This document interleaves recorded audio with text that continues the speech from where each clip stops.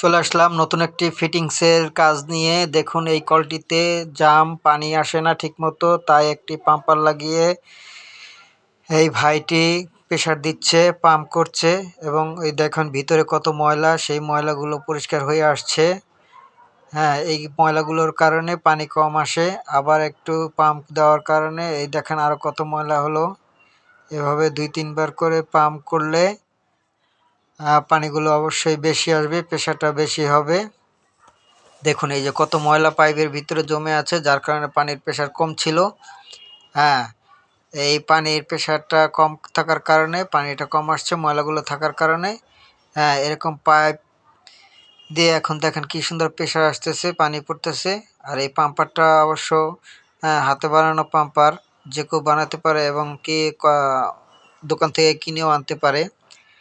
তো এই আমি যারা কাজ করে এই ধরনের কাজ তাদেরকে বলবো কিনে আনবেন বা এরকম একটা বানাবেন। এই দেখেন এখন কলটা ফিটিং করছি, এখন এই যে কি সুন্দর পানি পড়বে।